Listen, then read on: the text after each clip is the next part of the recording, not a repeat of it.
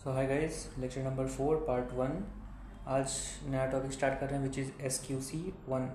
SQC1 is quality control for firms that perform audit या review of historical financial information और related assurance activity और related service engagement. SQC1 is for the quality control of firms. कौन से firms? That are performing either audit और review of financial information, historical financial information, या फिर those firms which are performing other assurance activities या services और related services. तो what is SQC1? SQC1 is quality control for firms that perform audit या फिर review of historical financial information और those firms which are giving other assurance services और related service engagements. ठीक है, तो audit और review of financial information is that only. Review इसलिए बोला जाता है क्योंकि लिमिटेड रिव्यू का बात हो रहा है। ठीक है, तो जो फर्म या तो ऑडिट कर रही है या लिमिटेड रिव्यू कर रही है उसके ऊपर ये एप्लीकेबल है SQC। वो फर्म्स जो अश्योरेंस सर्विसेज दे रही हैं, दूसरे अश्योरेंस सर्विसेज हैं, अलग अलग तरीके का अश्योरेंस है वो दे रही है, या फिर रिलेटेड सर्विस इंगेजमेंट कर रही है। लाइक फॉर एग्जांपल पिछले टॉपिक में हम लोग पढ़ा था कि मैनेजमेंट आपको बोल सकती है कि भाई आप ऑडिट मत करो पूरा, आप सिर्फ डेटर कंफर्मेशन करो और डेटर कंफर्मेशन में से पॉजिटिव कंफर्मेशन लो। मतलब when management is telling you what to do and how to do, तो उसको कहते हैं service engagement, related service engagement. तो फॉर्म अगर वो भी कर रहा है ना, then also SQC1 is applicable. तो SQC1 is applicable on 4 types of firms. SQC1 is applicable on 4 types of firms. Firms that give audit of historical financial information, firms that give review of historical financial information, firms that is giving other assurance activities, firms that give related service engagements. Okay. So this is SQC1. SQC1 is quality control for firms that give this. Okay. फिर आता है SA 220। SA 220 तुम तो बोला था भाई कि हम लोग जो टॉपिक स्टार्ट कर रहे हैं उसका नाम है SQC1, तो ये SA कहाँ से आ गया? SQC1 जो है वो फर्म पे एप्लीकेबल है। मतलब कि क्वालिटी कंट्रोल करना है उन फर्म्स पे जो ऑडिट कर रही हैं या अश्योरेंस या अलग अलग चीज़ कर रही हैं। SA 220 क्या बोलता है? Quality control for audit of FS।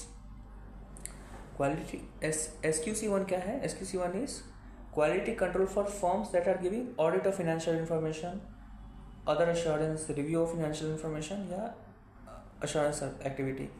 तो SQC1 है firms that give audit और other things। SA 220 क्या बोलता है कि अगर ऑडिट कर रहे हो ना तब क्वालिटी कंट्रोल का क्या क्या मेजर है वो बताओ। तो जो फर्म ऑडिट कर रही है, जो फर्म ऑडिट कर रही है हिस्टोरिकल फाइनेंशियल इंफॉर्मेशन, तो उस पर SQC1 भी एप्लीकेबल है क्योंकि वो फर्म है और वो ऑडिट दे रही है, और उस पर SA 220 भी एप्लीकेबल है। क्यों? क्योंकि वो ऑडिट कर रही है फाइनेंशियल इंफॉर्मेशन का। लेकिन अगर कोई दूसरी फर्म है जो अश्योरेंस सर्विसेज दे रही है तो उसके ऊपर सिर्फ SQC1 एप्लीकेबल है, SA 220 एप्लीकेबल नहीं है। क्यों? क्योंकि वो ऑडिट ऑफ फाइनेंशियल इंफॉर्मेशन नहीं है, वो अदर अश्योरेंस एक्टिविटी है। या फिर अगर कोई फर्म आपको रिव्यू ऑफ फाइनेंशियल स्टेटमेंट दे रही है तो उसके ऊपर SA 220 एप्लीकेबल नहीं होगा। क्यों? क्योंकि यहाँ ऑडिट ऑफ फाइनेंशियल स्टेटमेंट नहीं हो रहा है, यहाँ रिव्यू हो रहा है, तो सिर्फ SQC1 एप्लीकेबल होगा। ठीक है, हम लोग SQC1 और SA 220 दोनों हम लोग साथ में पढ़ने वाले हैं। क्यों? क्योंकि दोनों क्वालिटी कंट्रोल का बात करता है। सिर्फ दोनों में डिफरेंस ये है कि SQC1 उस फर्म का बात कर रहा है जो ऑडिट भी कर रहा है, अश्योरेंस, रिलेटेड सर्विसेज और लिमिटेड रिव्यू भी कर रहा है। SA 220 बात करता है सिर्फ ऑडिट ऑफ फाइनेंशियल स्टेटमेंट कोई भी कर रहा है, चाहे फर्म या प्रोप्राइटर कर रहा है, तो भी SA 220 लगेगा। ठीक, तो हम लोग दोनों साथ में लेके चलेंगे।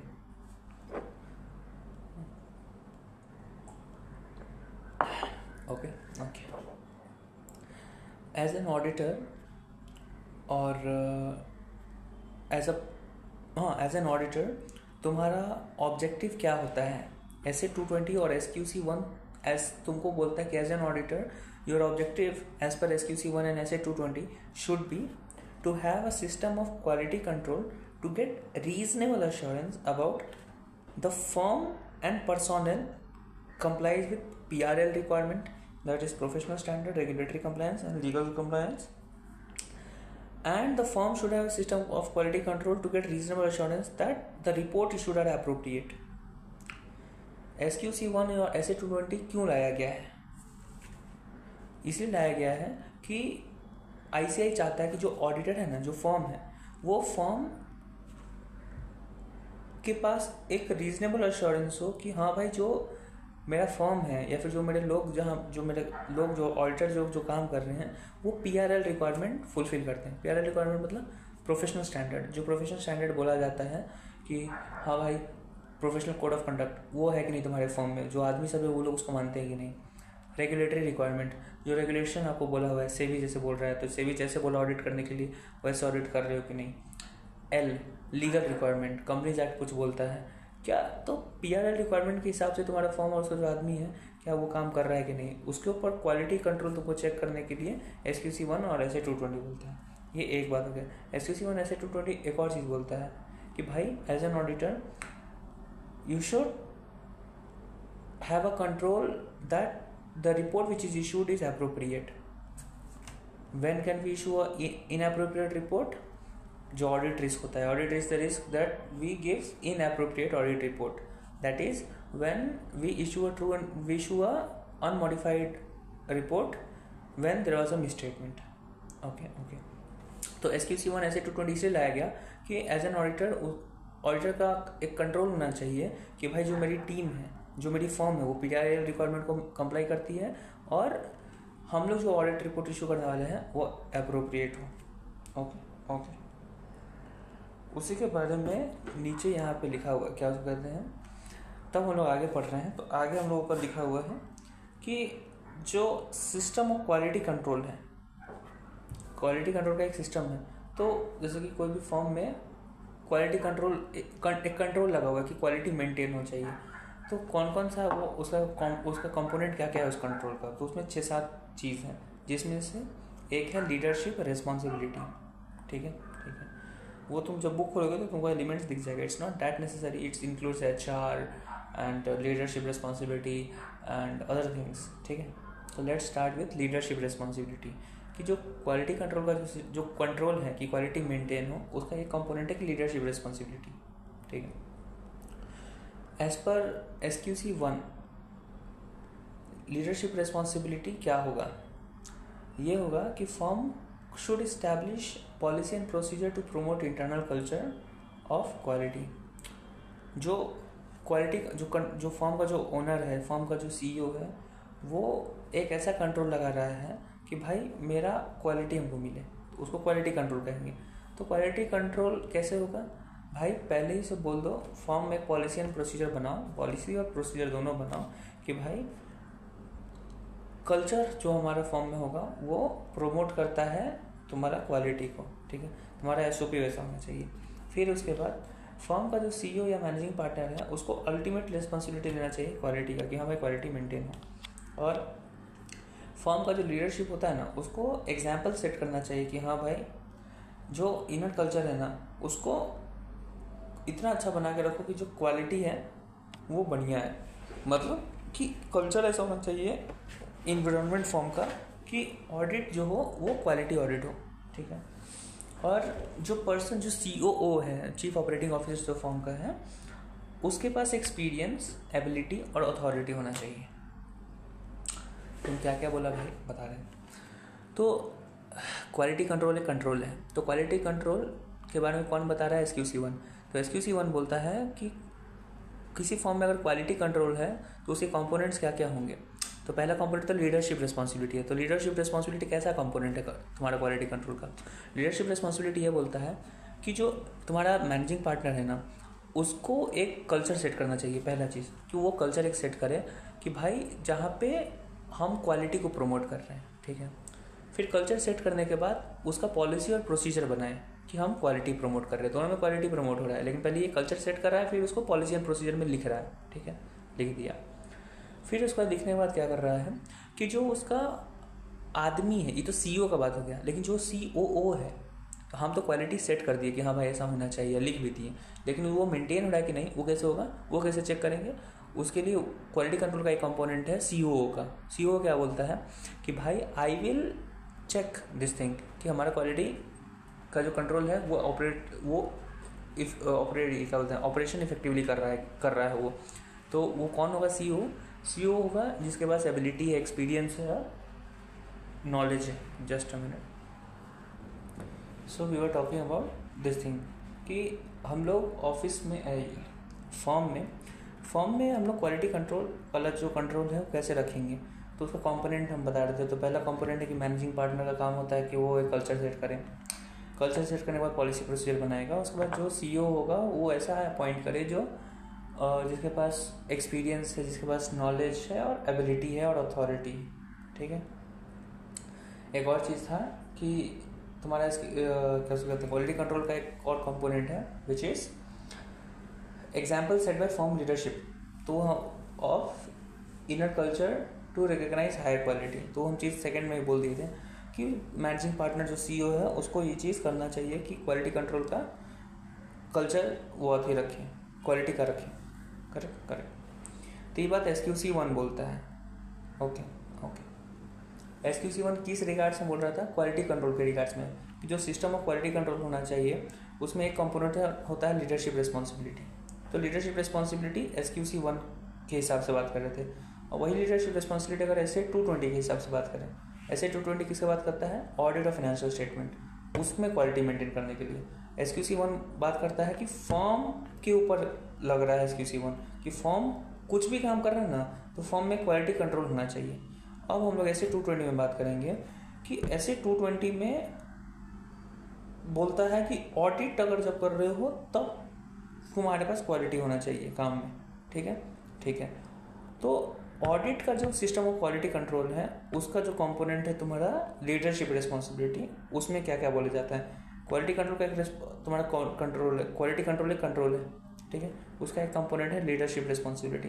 लीडरशिप रिस्पॉन्सिबिलिटी फॉर SA 220 क्या बोलता है कि जो एंगेजमेंट पार्टनर है ना वो रिस्पॉन्सिबल है for the quality of audit. ठीक है। Action and message of engagement partner to other member should emphasise the importance of quality of performing work as per PRL requirement, complying with Form QC and PNP, issue audit report appropriate in circumstances. For quality, engagement team should have ability to raise concern without fear of reprisal, and quality is essential for audit. ये तो हम सिर्फ पढ़ दिए। तो जब हम लोग SA 220 का बात कर रहे हैं तो SA 220 भी बोलता है कि you have to develop a system of quality control for audit of FS। तो जो ऑडिट ऑफ FS है उस टाइम क्वालिटी कंट्रोल कौन सा कंट्रोल लगा रहा है? क्वालिटी कंट्रोल ये बोलेगा कि जो मैनेजिंग पार्टनर है ना उसका काम है कि भाई तुम ऑडिट क्वालिटी से करवाओ। ठीक है। पहला चीज़ करवाएगा कैसे? उसका दो कंपोनेंट है। पहला कंपोनेंट ये है कि भाई जो मैनेजिंग पार्टनर है वो अपना टीम को, एंगेजमेंट टीम को समझाए कि what is the importance of performing work as per PRL requirement that is professional, regulatory और लीगल रिक्वायरमेंट, कि उस हिसाब से काम करोगे तो तुमको क्वालिटी मिल जाएगा। फिर उसके बाद तुम जो तुम्हारा एंगेजमेंट टीम है उसमें ये चीज़ समझा देने के लिए कि भाई अगर कोई इशू आ रहा है तो तुम you can raise that issue. तुम इस बात से मत डरो कि भाई कोई भी तुमको रिप्रेजल कर देगा, that is instead of appraisal तुमको रिप्रेजल, तुमको डिमोशन कर देगा या निकाल देगा। ठीक है। या फिर तुमको फॉर्म का जो क्वालिटी कंट्रोल है ना, जो SQC1 में हम लोग बनाए थे, SQC1 में फॉर्म के लिए क्वालिटी कंट्रोल बनाए थे, तो एंगेजमेंट टीम को ये बात बताना हो कि भाई फॉर्म के ऊपर जब क्वालिटी कंट्रोल लग रहा है और उसका जो पॉलिसी प्रोसीजर हम बनाए थे SQC1 में, वो जब तुम ऑडिट कर रहे हो FS का, तो एज पर SA 220 तुमको फॉर्म का जो क्वालिटी कंट्रोल लगा था वो तुमको याद समझना होगा। ठीक है। और वही मेंटेन करना होगा। और उसमें तुमको क्या बोला होगा कि जब ऑडिट रिपोर्ट जो तुम इशू कर रहे हो वो सही होना चाहिए, वो गलत नहीं होना चाहिए। Issue audit report in proper circumstances. ठीक है। और है quality is essential for audit. So अभी हम बहुत सारा चीज़ बोल दिए हमारे SA 220 में, हम बहुत सारी चीज़ ही बोल रहे हैं एक्चुअल में। ठीक है। अभी भी आई डोंट नो वेदर तुमको समझ में आ रहा है कि नहीं, बट हम बताते हैं फिर से तुम्हारा SA 220 का फिर एक ओवरव्यू देंगे। ठीक है। तो SA 220 बोलता है पहला चीज़ कि आपको there should be a quality control over audit of FS। ठीक है। तो ऑडिट ऑफ FS के लिए तुमको क्वालिटी कंट्रोल एक चाहिए। तो क्वालिटी कंट्रोल का जो कंट्रोल डिस्क्रिप्शन है उसमें पहला डिस्क्रिप्शन का पार्ट लिखा हुआ है, पहला डिस्क्रिप्शन का एक पार्ट है लीडरशिप का रिस्पॉन्सिबिलिटी। क्वालिटी का एक कंट्रोल लगा दिए हो, लेकिन क्वालिटी का जो कंट्रोल है उसका जो पहला एलिमेंट है वो है लीडरशिप का रिस्पॉन्सिबिलिटी। उस कंट्रोल डिस्क्रिप्शन में लिखा हुआ है कि दिस इज़ द रिस्क, कि अगर क्वालिटी नहीं हुआ तो बहुत सारा बात लिखा दिया है। अब इस रिस्क को मिटिगेट करने के लिए कंट्रोल क्या है तुम्हारे पास, तो पहला कंट्रोल है कि हमारा लीडरशिप का कुछ रिस्पॉन्सिबिलिटी होता है। क्या क्या है लीडरशिप का रिस्पॉन्सिबिलिटी फॉर SA-220? SA-220 का कहना है कि सर टोटल में आप दो ही लीडरशिप रिस्पॉन्सिबिलिटी, सिर्फ दो ही है, लीडर का सिर्फ दो रिस्पॉन्सिबिलिटी है when you are doing SA-220, that is quality control for audit. पहला, managing partner is responsible for putting this standards on putting quality control over audit of FS। and second, इसके अंदर दो bifurcation है, इसका A के अंदर तुम्हारा दो चीज़, A के अंदर तुम्हारा चार चीज़ है, फिर इसका B है। तो जो दूसरा रिस्पॉन्सिबिलिटी है लीडरशिप रिस्पॉन्सिबिलिटी, उसमें क्या आता है कि इंगेजमेंट पार्टनर जो है ना उसको क्या क्या करना चाहिए। तो इंगेजमेंट पार्टनर को टोटल 5 चीज़ करने हैं, ठीक है। क्या क्या? A उसके अंदर 4 चीज़ और B उसमें 1 चीज़, ठीक है। तो इंगेजमेंट पार्टनर को 5 चीज़ करना है। तो 4 चीज़, पहला जो A का है वो क्या करना है, पहला जो इंगेजमेंट पार्टनर वो अपना टीम को बताएगा कि तुमको एज पर PRL रिक्वायरमेंट काम करोगे तो तुमको क्वालिटी कंट्रोल मिल जाएगा, ठीक है। फिर इंगेजमेंट पार्टनर को क्या बोलना है कि भाई जो फॉर्म का जो SQC-1 में हमने क्वालिटी कंट्रोल बनाया था उसके हिसाब से तुम काम करो। फिर उसके बाद क्या बोलना है कि भाई इंगेजमेंट टीम, अगर तुम कुछ इशू ला रहे हो तो I will not give you reprisal. So for quality engagement team should have ability to raise concern without fear of reprisal, ठीक है। और चौथा कि भाई ऑडिट टीम, तुम सही चीज़ क्या उसको कहते हैं, सही ऑडिट रिपोर्ट इशू करोगे। You will be issuing appropriate audit report in appropriate circumstances, ठीक है। तो ये 4 चीज़ हुआ। तो इंगेजमेंट पार्टनर का काम था कि ये 4 चीज़ देना A में, फिर B में 5वां चीज़ है। तो B क्या बोलता है कि quality is essential for audit, normal सा बात। फिर तुम्हारा SA-220 बोलता है क्वालिटी कंट्रोल लगाओ ऑडिट ऑफ FS पे। तो क्वालिटी कंट्रोल कैसे लगेगा, जैसे कि मान लेते हैं क्वालिटी कंट्रोल, मानो नहीं, क्वालिटी कंट्रोल का कंट्रोल डिस्क्रिप्शन में पहला डिस्क्रिप्शन है लीडरशिप रिस्पॉन्सिबिलिटी का। SA-220 के हिसाब से लीडरशिप का रिस्पॉन्सिबिलिटी क्या है कि भाई पहले से मैनेजिंग पार्टनर तुम्हारा रिस्पॉन्सिबिलिटी है कि तुम क्वालिटी कंट्रोल रखोगे। फिर तुम्हारा रिस्पॉन्सिबिलिटी होगा कि तुम्हारा मैसेज, तुम्हारा एक्शन शुड एम्फसाइज 5 चीज़, पहला में 4, उसके बाद 5वां। पहला कि भाई the engagement team should work as per PRL requirement to get of quality. Second कि जब PRL रिक्वायरमेंट से काम कर रहे हो तो issue audit report in appropriate circumstances. You should not be scared of putting matters because that you will get a reprisal. चौथा मेरे दिमाग से उतर गया कि हाँ भाई कि you should work as per firm का क्वालिटी कंट्रोल का पॉलिसी एंड प्रोसीजर जो मैं SQC-1 में बनाया था वो, ये 4 चीज़। और 5वां कि quality is important for audit. तो ये 5 चीज़ इंगेजमेंट पार्टनर को बताना होता है। तो SA-220 बोलता है कि तो तुम्हारा पार्टनर का रिस्पॉन्सिबिलिटी है, और पार्टनर का रिस्पॉन्सिबिलिटी क्या क्या आएगा वो सब लिखा हुआ है, ठीक है। तो SA-220 बोलता है। SQC-1 क्या बोलता था, किसके बारे में, कि क्वालिटी कंट्रोल कैसे होगा। तो क्वालिटी कंट्रोल अगर SQC का बात करें तो क्वालिटी कंट्रोल फर्म के ऊपर लगा रहा था। फर्म जो ऑडिट कर रही है, अदर एश्योरेंस कर रही है, अलग अलग चीज़ कर रही है, लेकिन हम फर्म के ऊपर कैसे क्या क्या क्वालिटी कंट्रोल कैसे लगाएंगे हम। तो उसमें क्वालिटी कंट्रोल लगाने का पहला जो एलिमेंट है वो है लीडरशिप का रिस्पॉन्सिबिलिटी। क्वालिटी कंट्रोल लीडरशिप कैसे लगाएगा, पहला कि भाई जो मैनेजिंग पार्टनर है वो एनकरेज करेगा और वो इम्बाइब करेगा एक कल्चर, इंटरनल कल्चर जो प्रोमोट करता है क्वालिटी।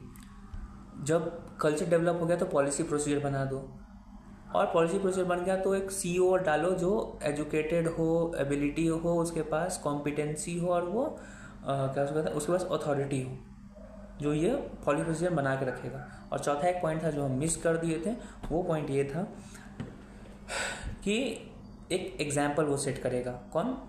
तुम्हारा मैनेजिंग पार्टनर।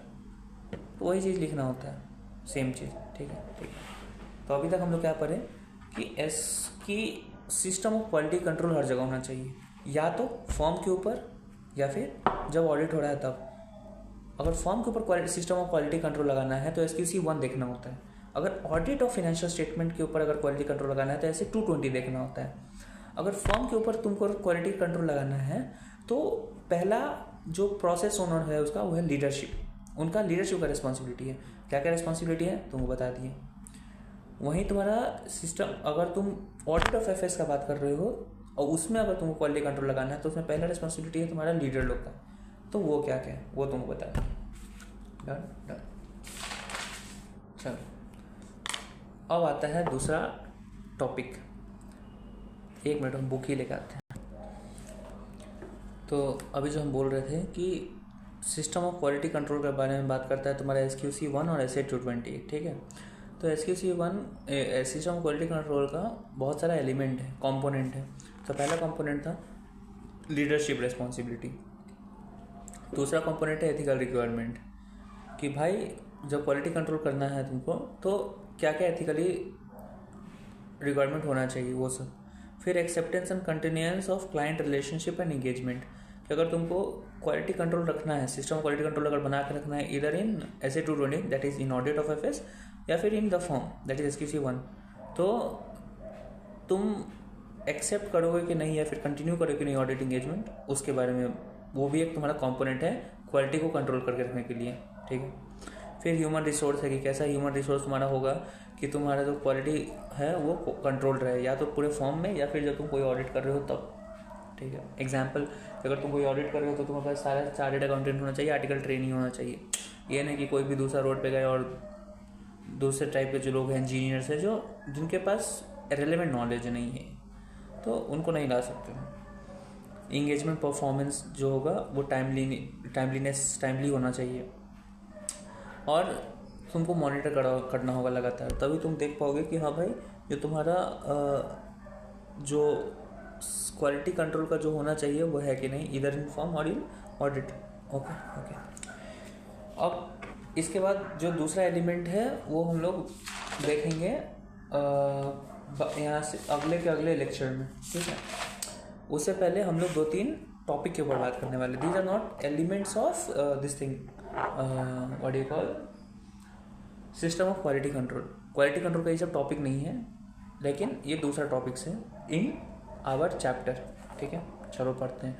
तो पहला टॉपिक है कि what are the consideration to prioritise the quality of home, कि ऐसा कौन कौन सा तुमको फैक्टर, ऐसा क्या क्या तुमको कंसिडरेशन देना पड़ेगा कि तुम्हारा जो फॉर्म का जो क्वालिटी है ना वो प्रायोरिटी में रहे।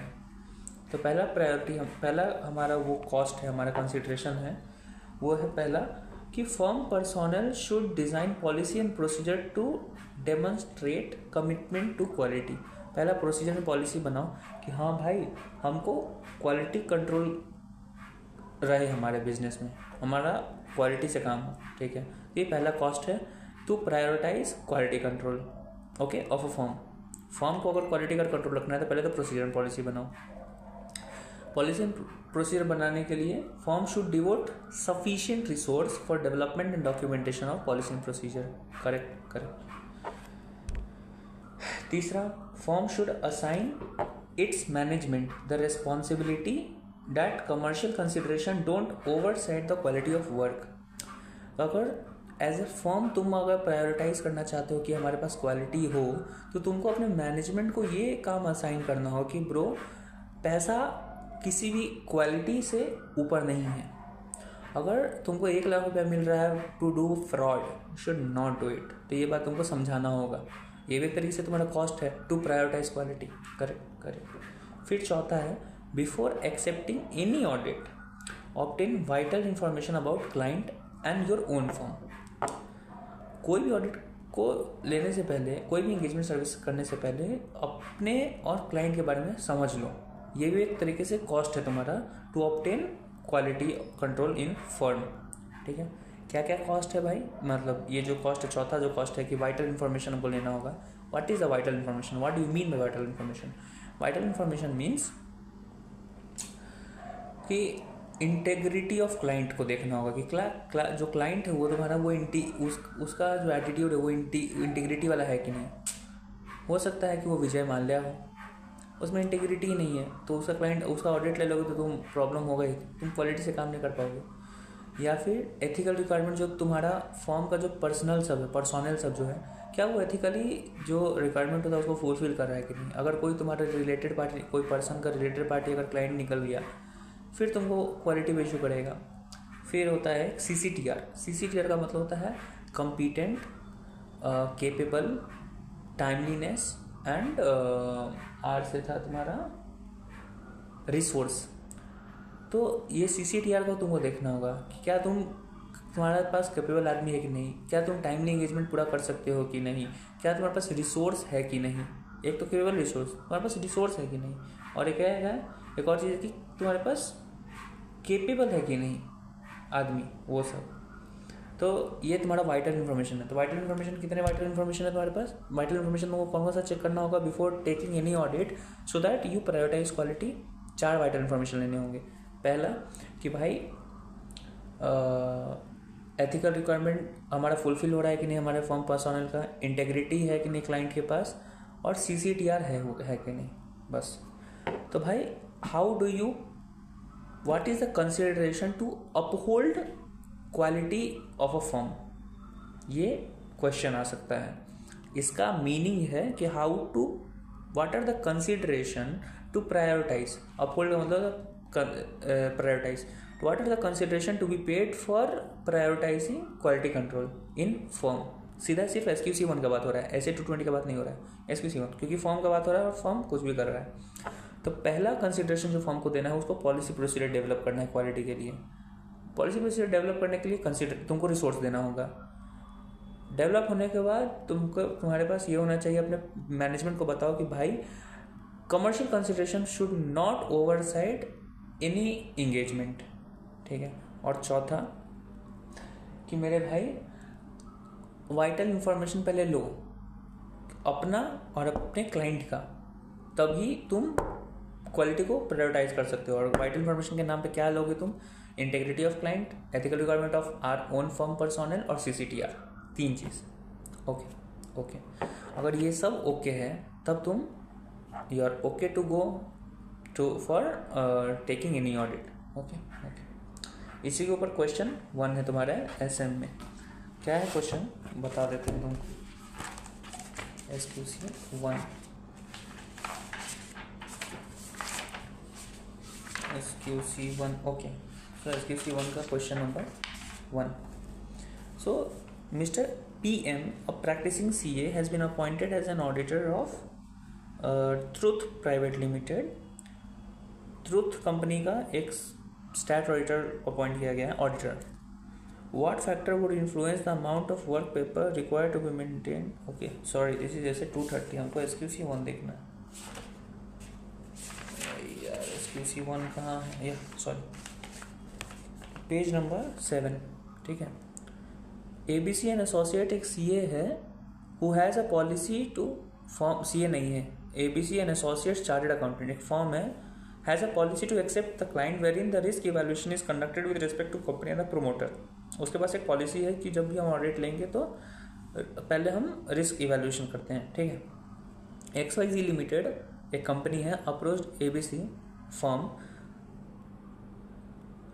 के पास आया ABC तुम्हारा XYZ company. Promoter of XYZ Limited is close associate and family friend of Mr. A, managing partner of ABC and Associates. तो ABC and Associates जो फॉर्म है उसका जो मैनेजिंग पार्टनर है उसका रिलेटिव है तुम्हारा XYZ का प्रोमोटर. मतलब क्लाइंट का जो प्रोमोटर है वो तुम्हारा फ्रेंड है. ठीक है. Close associate and family friend. XYZ Limited is in news in previous year for certain inquiries from the regulatory authority in relation to certain matters. XYZ Limited news में है प्रीवियस ईयर में due to inquiry from regulatory authority. Inquiry from regulatory authority मतलब कि जो हमारा client है उसके ऊपर कुछ इशू चल रहा है. इसका मतलब क्या है कि इंटेग्रिटी ऑफ क्लाइंट में ढोल है. झोल है, सॉरी, ठीक है। लिख देता हूँ यहाँ पे इंटीग्रिटी ऑफ क्लाइंट क्रॉस, ठीक है। Close family friend of mister A है, मतलब एथिकल रिक्वायरमेंट ऑफ ऑडिटर में एथिकल रिक्वायरमेंट क्या क्या ऑडिटर का, IOPS, integrity, objectivity, professional scepticism और आगे का, ठीक, IOPS। तो यहाँ पे जो ऑब्जेक्टिविटी होगा वो टेंशन में आ जाएगा, तो यहाँ लिख देता हूँ objectivity of auditor that is ethical requirement, cross हो गया वहीं पे, ठीक है। तो ना ही एथिकल रिक्वायरमेंट से फुलफिल हो रहा है और ना ही तुम्हारा क्या उसको कहते हैं, ये तुम्हारा ये इंटेग्रिटी ऑफ क्लाइंट है, ठीक है। Existing auditor of XYZ has resign, existing auditor जो XYZ का है वो रिजाइन कर दिया है और क्रिएटेड कैजुअल वैकेंसी। इससे मतलब ये भी है कि इंटेग्रिटी नहीं है तुम्हारे क्लाइंट में, कुछ इशू है उधर, ठीक है, okay. XYZ limited is ready to offer 25% more than the existing fees. जो पिछला ऑडिटर जो रिजाइन किया ना उसका 25% ज़्यादा फीस तुमको देने के लिए रेडी है, ठीक है। कमर्शियल कंसिडरेशन ज़्यादा है and has approached ABC's associates for appointment as auditor. Mr. A has strong recommendation to the firm to accept the audit. जो मैनेजिंग पार्टनर है वही बोल रहा है कि भाई ऑडिट ले लो, 25% ज़्यादा फीस दे रहे हैं। What is your understanding of the functioning of the tone at the top of firm? तुमको इस क्वेश्चन का मतलब ये होता है कि तुमको क्या समझ में आ रहा है कि जो टॉप ऑफ फर्म जो है उसका टोन क्या है। टॉप ऑफ फर्म क्या है, मैनेजिंग पार्टनर, तो तुम मैनेजिंग पार्टनर बारे में क्या बोलना चाहते हो। What are the consideration one should exercise to uphold quality of firm? Direct question. What is the consideration to be paid to prioritize? Uphold का मतलब क्या होता है, prioritize, ठीक है। तो जितना ऐसा अभी हमको समझ में आ रहा है तो इसका आंसर ये होना चाहिए कि सबसे पहले तो तुम लिखोगे कि what are the consideration to uphold। वो कंसिडरेशन लिखने से पहले तुमको लिखना होगा SQC1, क्योंकि यहाँ फॉर्म का बात हो रहा है, ठीक है। तो SQC1 लिखो कि what is SQC1। SQC1 talks about quality control of firms that are performing audit, review of historical financial information, other assurance activity and related service engagement, ठीक है, पहला चीज़। उसके बाद what are the consideration to be paid for upholding the quality control of firm. कितना बात था, 4 बात था कि पहला मैनेजिंग पार्टनर का रिस्पॉन्सिबिलिटी होना चाहिए, 2 पॉलिसी एंड प्रोसीजर बनाओ, सफिशिएंट रिसोर्स दो पॉलिसी एंड प्रोसीजर बनाने के लिए। उसके बाद हाउ टू राइट दिस, वो वर्ड्स मिलागा, दिमाग में रखो, आंसर ये चीज़ लिखना है वर्ड कि पहला मैनेजिंग पार्टनर का responsibility to create policy and procedure, give resource for development of policy and procedure. उसके बाद assign management the work to never ever take consideration oversight this thing quality control of firm, ठीक है। और चौथा कि तुम्हारा जो कोई ये ऑडिट लेने से पहले you should obtain vital information about the client and the team, उसमें CCTR, integrity of client और ethical requirement of auditor, ये चारों चीज़ लिखो। फिर केस में जो बोला जा रहा है, केस में लिखा क्या जा रहा है कि इंटीग्रिटी के साथ उसको मैच करो कि इंटीग्रिटी खराब है उसका, फिर उसका एथिकल रिक्वायरमेंट इशू है उसका, और management should have the this thing responsibility कि भाई वो 25% ज़्यादा फीस ना ले। ओके, ये बात लिख दो। तब नीचे तुमको तब लिख सकते हो कि जो टोन है तुम्हारे टॉप ऑफ द फोन का वो ठीक नहीं है, क्योंकि उसके पास रिस्पॉन्सिबिलिटी होना चाहिए था कि भाई कोई कमर्शियल कंसिडरेशन की वजह से वो नहीं लिया जाए, वो यहाँ लिखना है, ठीक है। तो क्या लिखा है, गिवन सिचुएशन पहले लिख दिया है, सिचुएशन के बारे में लिखा है। फिर क्या लिखता है कि it reflects poorly regarding functioning at the top of form, जो टॉप ऑफ फॉर्म में वो पुअरली कर रहा है। SQC1 required the form to, SQC1 के बारे में लिखाया हुआ है, ठीक है। It further requires that firm business strategy subject to overriding requirement of commercial consideration seems to be overriding factor, same बात। Managing partner from is close associate, तो ये इंडिपेंडेंट ऑफ मैनेजिंग पार्टनर है, तो ऑब्जेक्टिविटी इशू है। और इसके बाद से एथिकल रिक्वायरमेंट खराब हो रहा है। Further matter of inquiry from regulator raise question about integrity of the propose client, तुमको इंटीग्रिटी के बारे में बोल दिया यहाँ पे तुम्हारा एथिकल रिक्वायरमेंट के बारे में बोल दिया, ठीक है, ओके। यहाँ कमर्शियल कंसिडरेशन के बारे में बोल दिया, ठीक है, कमर्शियल कंसिडरेशन के बारे में बोल दिया, ग्रेटर देन क्वालिटी, ओके। फिर उसके बाद overall such reflects lack of proper establishment, वो चीज़ लिख दिया, और नीचे 4 को जो बात बोले थे वो लिखे हुए। Assign management responsibility, policy and procedure in relation to personal बनाओ, devote sufficient resources to make the quality का प्रोसीजर एंड पॉलिसी, और before accepting any engagement should acquire information about the client. That is correct, वही चीज़ लिखा हुआ है। Okay yes. फिर आता है तुम्हारा क्वेश्चन नंबर 2, पेज 7 पे था क्वेश्चन 1, तो पेज 2 होगा। Okay okay okay, let's see where is it, question 2 क्या, पेज नंबर 8। MNP एक कंपनी है, एक फर्म है, appointed to audit a bank to conduct stock audit of borrower. Bank auditor appoint किया है कि भाई मेरा एक बोरोअर है, उसको जाके स्टॉक ऑडिट करके लाओ। एक कैरो में रिक्वायरमेंट है ना कि भाई 5 लाख के 5 करोड़ के ऊपर अगर स्टॉक है तो कुछ वर्किंग कैपिटल का हर 3 महीना भी समथिंग कुछ देना होता है, रिपोर्ट करना होता है, तो वो उसके लिए बैंक बुलाया उसको।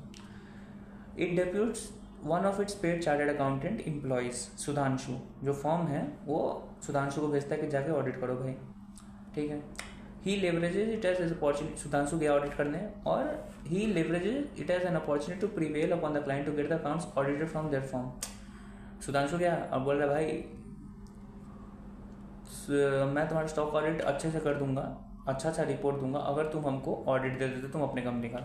जैसे कि एक बोरोअर के पास गया ऑडिट करने के लिए, बोल रहा है भाई सुनो तुम्हारा स्टॉक ऑडिट हम सही कर देंगे, बैंक कुछ नहीं बोलेगा, लेकिन तुम्हारे कंपनी का जो ऑडिट होगा वो हम करेंगे।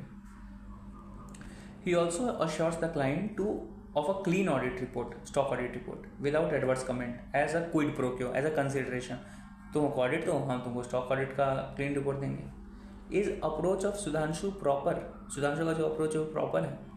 How does it reflect upon quality of control system of firm. 2 question, क्या सुधांशु सही किया, और इस वजह से क्या तुमको लगता है कि क्वालिटी कंट्रोल जो फर्म का क्या हिस्सा है। सुधांशु सही नहीं किया, क्यों नहीं सही किया। Commercial consideration will never override this, and quality control of firm is not good because management has not given the responsibility. That's why it is. Approach of Sudhanshu is not proper.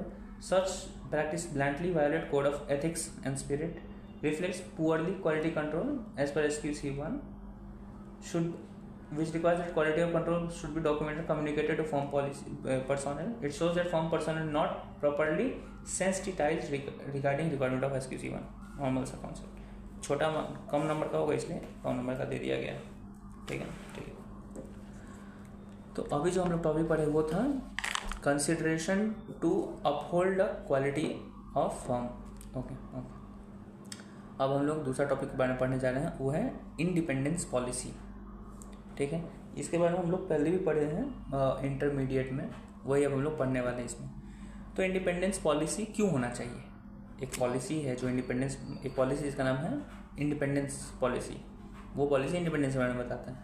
तो independence policy क्यों होना चाहिए, इसलिए होना चाहिए to get a reasonable assurance that the firm and the firm का personnel maintain independence. हर एक पॉलिसी का एक ऑब्जेक्टिव होता है, एक स्कोप होता है, ठीक है। तो इंडिपेंडेंस पॉलिसी क्यों है, क्यों बनाया गया है, इसलिए बनाया गया है कि जो फर्म है ना और फर्म का जो पर्सोनल है वो हर वक्त इंडिपेंडेंट हो और उसका रीजनेबल अश्योरेंस हमको मिलता रहे कि हाँ भाई मेरा फर्म का जो आदमी सब है वो ओके। कैसे ये इंडिपेंडेंस पॉलिसी में क्या लिखा होगा, उसमें तो वही बात लिखा होगा जिसे हम लोग ये हर वक्त करेक्ट कर पाए कि हाँ भाई जो मेरा फर्म का पर्सोनल और जो फर्म है वो इंडिपेंडेंट है। तो क्या क्या ऐसा बात लिखा होगा। पहला कि communicate independence requirement to personnel. Policy में बात लिखा होगा कि भाई इंडिपेंडेंस रिक्वायर्ड है हर पर्सोनल के लिए, तो ये बात कम्युनिकेट होगा। दूसरा कि आइडेंटिफाई, देखो जो मैं बोल रहा हूँ वो थोड़ा सा उल्टा लेके चलो, हम बोलने की गलती है कि इंडिपेंडेंस पॉलिसी में सब लिखा होगा, नहीं। एज एन ऑडिटर, अगर तुम जैसे कि ऑडिटर हो और तुम अगर फॉर्म स्टार्ट किए हो या फिर कोई दूसरा फॉर्म है, तुम पीयर रिव्यू कर हो, तो उसका इंडिपेंडेंस पॉलिसी तुम चेक कर रहे हो। भले ही एक पॉलिसी तुम देख लिया कि हाँ लिखा हुआ है कुछ, लेकिन क्या वो मैनेज हो रहा है कि नहीं, उसी तरीके से चल रहा है कि नहीं, उसको कैसे चेक करोगे। पहला वहाँ जाके देखो कि क्या कम्युनिकेटेड है कि नहीं एवरी एम्प्लॉय, क्योंकि what is the importance of independence, ठीक है। दूसरा तुम आइडेंटिफाई और इवैल्यूएट करो कि क्या कोई भी फर्म का पर्सोनल जो है वो इंडिपेंडेंट नहीं है क्या, कि क्या कुछ ऐसा थ्रेट है इंडिपेंडेंस को उस पर्सनल पे। लाइक फॉर एग्जांपल कि कोई आदमी तुम्हारा रिलेटेड पार्टी है क्लाइंट का, या कोई भी ऐसा चीज़, तो as an auditor you need to identify and evaluate the circumstances and relationships that create threat to independence, ठीक है, of the personals of firm, ठीक है, ऑफ फर्म या फिर of the personals only. Okay, फिर उसके बाद तुमको क्या करना है, take appropriate action to eliminate or reduce the threat to acceptable level or withdraw from engagement. हम जिस तरीका से क्वेश्चन तुमको टॉपिक समझाए ना, टॉपिक समझाने का तरीका ही गलत है, सो प्लीज़ कंफ्यूज मत हो, मैं समझा रहा हूँ फिर से, ठीक है। ओके, सो इंडिपेंडेंस पॉलिसी, हर फर्म के पास एक इंडिपेंडेंस पॉलिसी होना चाहिए कि to get a reasonable assurance that the firm और द प्रोफेशनल्स और द पर्सनल आर इंडिपेंडेंट, ठीक है। पहला, इंडिपेंडेंस पॉलिसी का क्या काम है और इंडिपेंडेंस पॉलिसी हम कैसे मेंटेन करें। पहला, कि ऐसे मेंटेन करें कि हर आदमी को कम्युनिकेट करता हूँ कि what is the importance of independence, ठीक है। उसके बाद तुम कम्युनिकेट कर तो दियो, मान लो तुम मैनेजिंग पार्टनर हो, ठीक है, तो इंडिपेंडेंस पॉलिसी कैसे लागू होगा, पहले कम्युनिकेट करो सबको, कम्युनिकेट कर दिया, कम्युनिकेट करने के बाद क्या करो कि जाके अब आइडेंटिफाई करो और इवैल्यूएट करो। पहले आइडेंटिफाई करो सारा सर्कमस्टेंसेस को और सारा रिलेशंस को ऑफ पर्सनल्स जहाँ पे उनको थ्रेट है इंडिपेंडेंस का।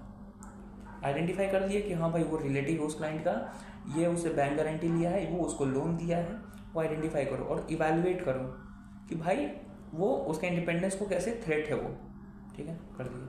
अब इसे तुम कर लिए हो, तब तुमको क्या करना है कि यू नीड टू रिड्यूस और eliminate the threat level to an acceptable level, कि हाँ भाई इतना थ्रेट है कि ठीक है, पहले इशू था कि 1 लाख के ऊपर के नॉमिनल वैल्यू का तुम्हारे पास शेयर था तुम्हारे किसी एम्प्लॉय के पास उस क्लाइंट का, ठीक है, और वो रिलेटिव है, लाइक वाइफ है उसकी, तो क्या कर सकते हैं, कुछ नहीं, हम लोग रिड्यूस करेंगे उस थ्रेट को। कैसे करेंगे, बोलेंगे भाई 60 दिन का टाइम है, 1 लाख से नीचे नॉमिनल वैल्यू ऑफ शेयर्स कर लो, ओके हो जाएगा। लेकिन अगर नहीं हो पा रहा है देन विथड्रॉ फ्रॉम एंगेजमेंट। तो इंडिपेंडेंस पॉलिसी कैसे हम लोग मेंटेन कर सकते हैं, पहला कम्युनिकेट करो, दूसरा कम्युनिकेट करने के बाद ढूंढो, identify and evaluate the circumstances and relations of personas which are threat to independence, and then once identified and evaluated then correct it by either reducing to an acceptable low level or withdraw from engagement. Okay. एक MCQ है कि form to obtain written confirmation from all personnel for compliance of independent policy annually। ये MCQ आता है कि भाई मेरे पास SQC1 के हिसाब से हम आदमी भी रख दिए अपने फॉर्म की, सब कुछ हर वक्त इंडिपेंडेंस पॉलिसी को चेक करता रहेगा, आइडेंटिफाई करता रहेगा, लेकिन अगर हो सकता है कि हमसे नहीं मिले, ठीक है, तो हम हर एम्प्लॉय से जाके इंडिपेंडेंस पॉलिसी का साइन लेंगे कि भाई तुम बताओ हमको इंडिपेंडेंट हो कि नहीं, वो साइन करके देगा। तो क्या हर दिन देंगे, हर महीने देंगे, हर 3 महीने देंगे, हर साल देंगे। तो एनुअल रिटर्न रिप्रेजेंटेशन दिया जाएगा हर एम्प्लॉय से रिगार्डिंग इंडिपेंडेंस। ओके। फिर एक क्वेश्चन नंबर 3 है, वो होमवर्क है, देख लेते हैं क्या है, ऐसा कुछ खास है क्या। क्वेश्चन 3, SS लिमिटेड एक कंपनी है जो लिस्टेड है। Company has appointed Z as auditor, Q a CA has recently joined the firm and is appointed engagement partner for the first time. He understands that it is necessary to ensure the compliance of independence for the audit as per the standard audit process, but he could not find as such any policy and procedure available with the firm in documented form. Okay. What do you think that a firm should have policy and procedure to ensure the firm independence in? Policy and procedure क्या होना चाहिए for independence? तो वही 3 चीज़ें तुमको बोले कि पहले तो कम्युनिकेट करो, आइडेंटिफाई करो, उसके बाद करेक्ट करो। फिर क्या, how does an engagement partner ensure that the compliance of independence? Engagement partner कैसे कंप्लाई करेगा? तो this is SA 220, not SQC1, this is SA 220। तो एंगेजमेंट पार्टनर कैसे करता था वहाँ पे? ऐसे 220 बोलेगा कि पहले रिस्पॉन्सिबिलिटी उसका होगा, फिर उसके बाद रिस्पॉन्सिबिलिटी के बाद क्या बोलेगा कि भाई तुमको ऐसा काम करो, make some message to the engagement team, engagement partner should be message to engagement team that 5 points, A में 4 और लास्ट में 5वां पॉइंट। A में 4 क्या पॉइंट है? पहला कि भाई PRL रिक्वायरमेंट से काम करो, उसके बाद पेयर रिक्वायरमेंट्स जब काम कर दिए हो तो क्वालिटी एंड प्रोसीजर जो तुम्हारे कंपनी का फर्म का जो बना हुआ है उसके हिसाब से काम करो। फिर उसके बाद जब वैसे काम कर रहे हो तो अगर कोई इशू तुमको फेस हो रहा है तो उसको लेके आओ, रिप्रेजल का डर मत करो। और चौथा, अप्रोप्रिएट ऑडिट रिपोर्ट इशू करो इन अप्रोप्रिएट सर्कमस्टांसेस। और पांचवा, क्वालिटी का कितना इंपॉर्टेंस है, ये चीज़ वहाँ लिखेगा, ठीक है। Discuss with reference to SAs, 2 बार आया हुआ है, देखो दोनों में लिखा हुआ है। देखो पहले SQC1 का बारे में बात लिखा, SQC1 का डेटा दिया, firm should establish policy and procedure design to provide with reasonable assurance that the firm is separated, firm and personnel are subject to independence requirements. Such policy and procedure should enable the firm to communicate independence, identify issue and eliminate. जो तुमको बोले थे वही चीज़ वहाँ लिखा हुआ है। कहाँ पे बात हम बोले थे तुमको, but you could not find any policy. What do you think the firm should have policy and procedure to ensure independence, policy management to ensure independence, independence policy का बात लिखा हुआ है, लिख दो। और उसके बाद क्या लिखता है, फर्दर एज पर ऐसे 220 उसका data, obtain relevant information, circumstances identify that create threat, identify breach, create a threat, take appropriate action to eliminate or reduce by applying safeguard to withdraw, promptly report। ये क्या है भाई, देखो जो मैंने सोचा तो वो आंसर ना लिखे, कुछ और लिख दिया क्या।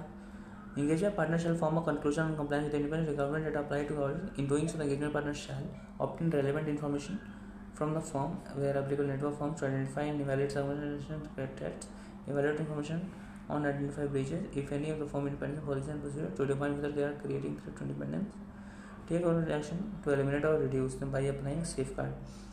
ओके।